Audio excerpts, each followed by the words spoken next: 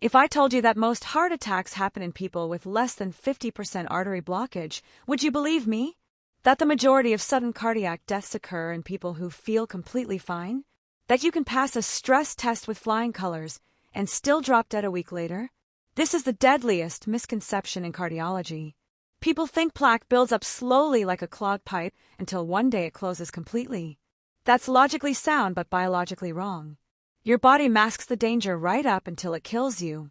Today I'm showing you what's actually happening inside your arteries and the only 2 tests that reveal hidden heart disease before it's fatal. Before we continue, drop a comment and tell me where you're watching from. And if you exercise regularly but you've never had your heart checked, type, "That's me," so we know how many people are at risk right now. Here's what most people believe about heart attacks.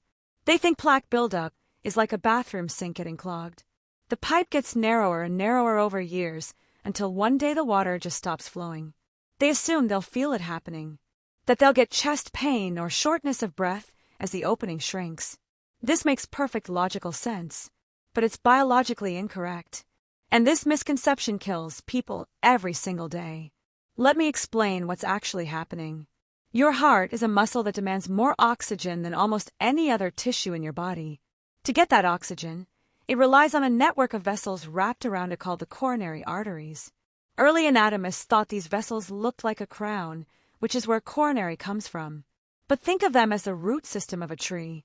If one root is severed, the branch it supports dies almost instantly. We have 2 main players, the right coronary artery and the left coronary artery. The left branches into a massive vessel called the left anterior descending artery, the LAD. In emergency rooms, doctors have a grim nickname for this vessel, the Widowmaker. The reason is simple geometry. The LAD supplies blood to the front and bottom of the left ventricle, your heart's main pumping chamber. Block a small branch, and you lose a small section of tissue. Block this main trunk, and the whole system fails. But here's the critical question. How does a blockage form in someone who exercises daily, eats well, and has normal cholesterol? To understand this, look at the vessel wall. A healthy artery is flexible, like a brand new rubber hose. The inside lining is smooth. Blood cells slide past it without friction. But over decades, factors like high blood pressure, high blood sugar, smoking, and even the mechanical stress of high-volume blood flow during intense exercise can cause microscopic scratches in this lining. This is where trouble begins. Your body tries to repair these scratches. It sends LDL cholesterol to the site like spackle to patch a hole. Then your immune system sends white blood cells to inspect the repair. These cells consume the cholesterol, turn into foam cells, and eventually harden. This hardened mixture of cholesterol, calcium, and cellular waste is plaque. This condition is atherosclerosis. Now here's the misconception that gets people killed. You imagine this plaque building up inside the artery like layers of rust narrowing a pipe. But that's not what happens. The human body is incredibly adaptive.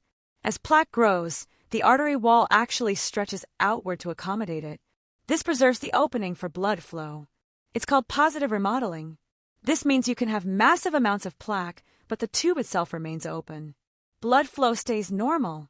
You have 0 symptoms. You can run a 10K and feel fantastic because blood is still getting through. This is why the first symptom of heart disease for 50% of men and 64% of women is sudden death. They feel fine until the very second they don't. So what flips the switch? What turns silent plaque into a fatal event? It comes down to stability. Imagine the plaque is like a blister covered by a thin layer of skin. If you experience a sudden spike in blood pressure or extreme physical exertion, that thin covering can tear. This is plaque rupture. When plaque ruptures, the contents spill into the bloodstream. Your body panics. It sees this as a massive wound and immediately sends platelets to form a clot. This is exactly what you want if you cut your finger. It's exactly what you don't want inside your heart. In minutes, that clot grows so large it completely seals off the artery. It's not the slow buildup that stops blood flow. It's the sudden formation of the clot. Blood flow hits a brick wall. This is a type 1 heart attack. But there's another scenario that often affects athletes. The type 2 heart attack.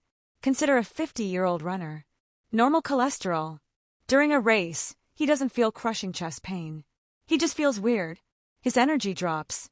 He feels lightheaded and nauseous. He thinks he's dehydrated. At the hospital, doctors find a protein called troponin in his blood. Think of troponin like the liquid inside a glow stick. As long as the casing is intact, the liquid stays inside. But if you snap it, the liquid leaks out. Heart muscle cells are full of troponin. If those cells die, they break open and leak into the bloodstream. He's having a heart attack. But when doctors look at his arteries, they don't find a completely blocked pipe. They find a 50% blockage. So how did he have a heart attack with blood still flowing? This is a supply and demand problem. While sitting on a couch, a 50% blockage is irrelevant. The hose is crimped, but enough water gets through. But when his heart rate spikes to 170 beats per minute during the race, his heart demands a fire hose worth of blood. The crimped artery can only deliver a garden hose worth. Demand exceeds supply. The heart muscle starts to suffocate. This is ischemia. Here's the critical threshold. Generally, you won't feel chest pain until an artery is roughly 70% blocked.